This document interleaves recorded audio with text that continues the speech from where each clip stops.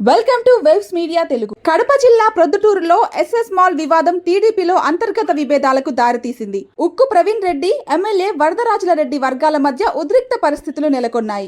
SS mall లో కొండారెడ్డికి వాటా ఉందని, రాజమల్లు కోట్ల రూపాయలు తీసుకుని అనుమతులు ఇప్పించారని ప్రవీణ్ ఆరోపించారు. ఇటీవల కలెక్టర్ కు మాల్ అక్రమాలపై ఫిర్యాదు చేసిన నేపథ్యంలో జిల్లా అగ్నిమాపక శాఖ అధికారులు విచారణకు వచ్చారు. పరిస్థితి ఉద్రిక్తంగా మారడంతో పోలీసులు ప్రవీణ్ రెడ్డిని అక్కడి నుంచి ఇంటికి తరలించారు.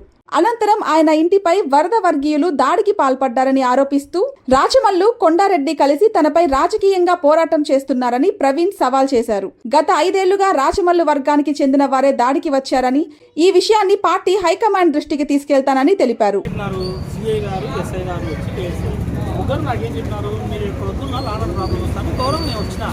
మీరు ఒక మనిషి పెట్టినా అంటే కదా షణ్ముఖం మీ సమక్షంలో పెట్టొచ్చిన ఇతని మీద దాడి చేస్తా అంటే మీరు ఏం చేస్తారు? ఏం గుంపు ఎక్కువ మాట్లాడతాను. ఎస్ఎస్ మాల్ అనేది ప్రైవేట్ ప్రాపర్టీ. మాల్ ఏమి వాళ్ళదా? అంత ధైర్యం ఉన్న వాళ్ళు వాళ్ళకు సేఫ్టీ. మాకే అవసరం కంప్లైంట్. మేమేం చేస్తాం? ఎందుకు కంప్లైంట్? మీరే పంపించారు. నేను రాయిస్తా కంప్లైంట్. మీరే పంపించినప్పుడు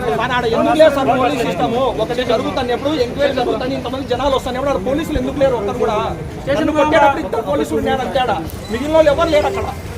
2 పోలీసులు తప్ప ఎవరు లేరు.